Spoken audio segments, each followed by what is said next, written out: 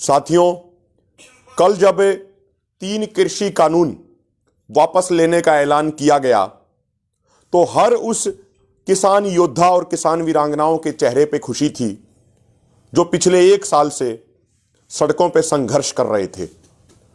और ये 3 कृषि कानून वापसी का श्रेय सबसे अधिक उन 750 से अधिक लोगों को जाता है, उन किसानों को जाता है जिन्होंने इस आंदोलन के दौरान अपना सर्वोच्च बलिदान दिया, अपनी कुर्बानी दी, ताकि आगे आने वाला भविष्य सुरक्षित रह सके। जिन लोगों ने कुर्बानी दी वो भी किसी के माँ बाप थे, वो भी किसी के भाई बहन थे, वो भी किसी के बेटे बेटी थे। तो उन्होंने अपने प्राण न्यौछावर कर दिए ताकि हमारा और आपका भविष्य, आगे आने वाली पीढ़ियां सुरक्षित रह सकें, आगे आने वाली पीढ़ियों के लिए हमारी जमीन बच सके। उन लोगों ने अपने जिंदा जमीर होने का सबूत दिया। तो उन महान आत्माओं को हम नमन करते हैं और इन कानूनों को वापसी का श्रेय उन्हीं लोगों को जाता है।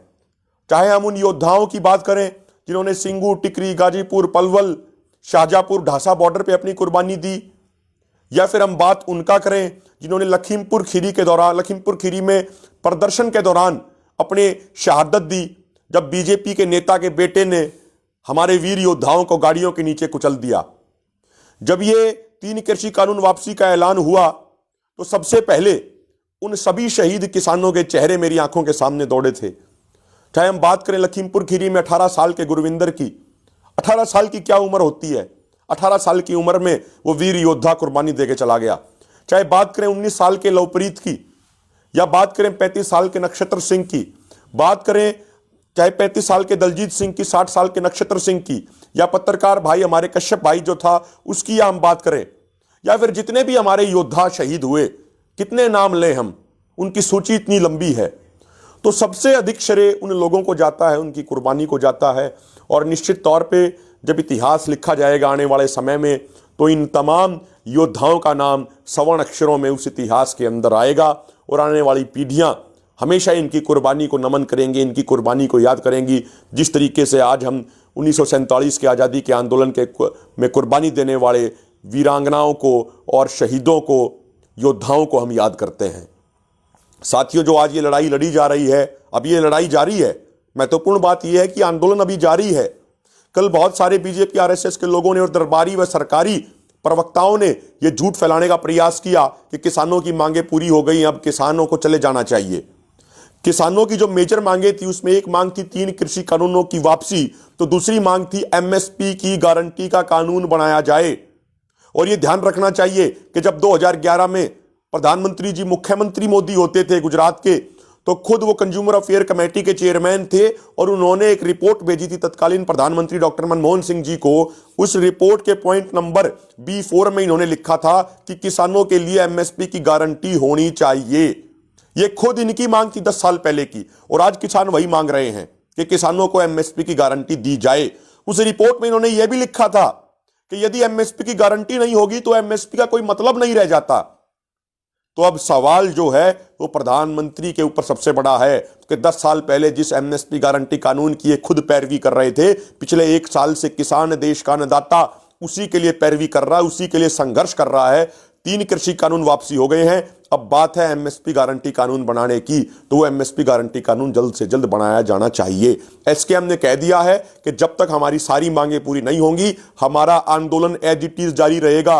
जहां हमारे तंबू लगे हुए हैं, जहां हमारे लंगर लगे हुए हैं, जहां हमारी स्टेज लगी हुई है, वहां पे एज इट इज जारी रहेगा। हमें वहां पे एज इट इज बैठे रहना है, पूरे जोश के साथ, पूरे जज्बे के साथ, पूरा अपना हौसला हमें बुलंद रखना है। एसकेएम की बहुत जल्दी अभी बैठक होने वाली है। उन बैठकों में आगे की रणनीति बताई जाएगी, उन बैठकों में आगे के निर्णय लिए जाएंगे। तो आप सब पिछले 1 साल से जिस अनुशासन के साथ, जिस निष्ठा के साथ, जिस साफ नीति और नीयत के साथ आपने संयुक्त किसान मोर्चा में अपना विश्वास रखा है, हम आपसे निवेदन करते हैं कि आगे भी वही विश्वास आप एसकेएम के अंदर बनाए रखिए। आपके विश्वास को बिल्कुल भी नहीं टूटने दिया जाएगा। बहुत सारे नौजवान साथी पिछले कुछ दिनों से हमें सवाल करते थे कि 1 साल हो गया, क्या हासिल हुआ? और हम कहते थे कि हमें धैर्य के साथ रहना, अनुशासन के साथ रहना है, हमारी जीत बहुत नजदीक है, हम जीतने वाले हैं। तो कल हमारी आधी जीत तो हो गई, कल हमारी आधी मांग तो पूरी हो गई और 3 कृषि कानून वापसी हो गए। कुछ सरकारी व दरबारी अर्थशास्त्री कुछ सरकारी व दरबारी प्रवक्ता और कुछ बीजेपी आरएसएस के लोग कहते थे कि भाई कानून तो वापसी नहीं होंगे, लेकिन इस आंदोलन के वीर योद्धाओं और वीरांगनाओं ने दिखा दिया, यदि आपके अंदर इच्छा शक्ति हो, यदि आपके अंदर दृढ़ इच्छा शक्ति हो, आपका मनोबल ऊंचा हो, आपके अंदर जोश और जज्बा हो, आपके अंदर कुर्बानी देने का, बलिदान देने का जज्बा हो, तो पत्थर को भी पिघलाया जा सकता है। और किसानों के इस बलिदान, जोश और जज्बे ने अहंकार था जो इन तानाशाहों का, उस अहंकार को मिट्टी में मिलाने का काम किया है। इस आंदोलन, मैं पहले से यह बात कहता आया था, यह आंदोलन किसान समाज के साथ साथ इस देश के संविधान की भी रक्षा करने का काम कर रहा है। इस आंदोलन ने कल जो फैसला आया, जो कल सरकार झुकी, उसने ये दिखा दिया, यदि हम शांतिपूर्ण तरीके से, अहिंसा के साथ हम आंदोलन लड़े, लोकतांत्रिक तरीके से नैतिक मूल्यों के साथ आंदोलन हम लड़े, तो हम किसी को भी झुका सकते हैं। यह जनता की ताकत होती है, और जब जनता खड़ी हो जाती है तो बड़े बड़े तानाशाहों को घुटने टेकने पड़ते हैं, उनकी मजबूरी हो जाती है। यह काम आपने कल करके दिखाया है। और मैं ये भी बताना चाहूंगा, कुछ लोगों ने हमें क्या नहीं बोला, हमें आंदोलनजीवी कहा, हमें आतंकवादी कहा, हमें खालिस्तानी कहा, हमें माओवादी कहा, हमें नक्सलवादी कहा, हमें मवाली कहा, हमारे ऊपर फॉरेन फंडिंग के आरोप लगाए। और मीडिया का एक बड़ा तबका, जिसे हम गोदी मीडिया कहते हैं, उस गोदी मीडिया ने भी कोई कसर नहीं छोड़ी हमारे आंदोलन को बदनाम करने में। उस गोदी मीडिया ने भी कोई कसर नहीं छोड़ी हमारे आंदोलन को टारपीडो करने में, हमारे आंदोलन को गलत ठहराने में। उस गोदी मीडिया ने कोई कसर नहीं छोड़ी।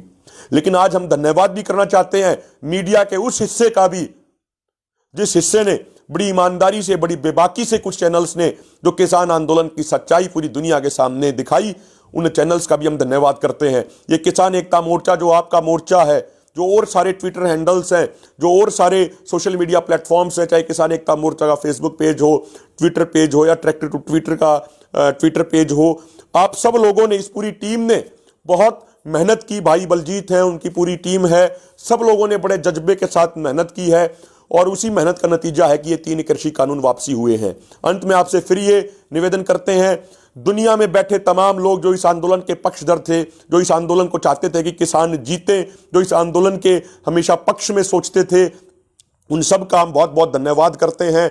बार बार उनका धन्यवाद करते हैं कि आपने हमारा इतना साथ दिया। आपकी ताकत के कारण ये 3 कृषि कानून वापसी हुए हैं, और अब आपके ही सहयोग, आपके ही समर्थन और आपकी ताकत की वजह से ही एमएसपी की गारंटी का कानून भी बनवाया जाएगा।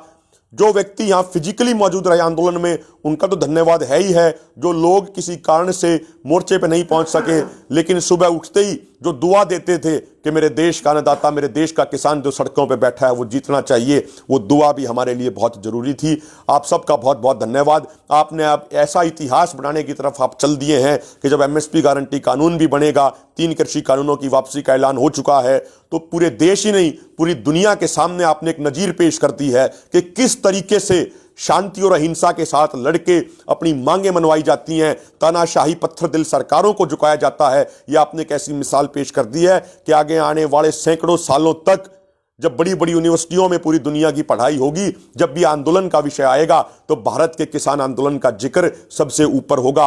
संयुक्त किसान मोर्चा और संयुक्त किसान मोर्चा से जुड़े हुए तमाम किसान नेताओं और किसानों का जिक्र सबसे ऊपर होगा कि आंदोलन अगर लड़ा जाए तो आंदोलन इस तरीके से लड़ा जाना चाहिए, आंदोलन इस जोश और जज्बे के साथ लड़ा जाना चाहिए। जो आसपास के यहाँ पे गाँव हैं, जो आसपास की खापें हैं, चाहे सिंगू बॉर्डर हो, टिकरी बॉर्डर हो, गाजीपुर बॉर्डर हो, इनका विशेष योगदान रहा है। इन्होंने बहुत मजबूती देने का काम किया है। जब भी बीच में कभी बीजेपी आरएसएस के गुंडों ने आके यहाँ गड़बड़ फैलाने का काम किया, तो ये खापे, यहाँ के गांव तमाम बिल्कुल अपनी छाती लगा के अड़ गए, कहा कि हमारे किसान भाई बैठे हैं, इन पे कोई आंच नहीं आने दी जाएगी।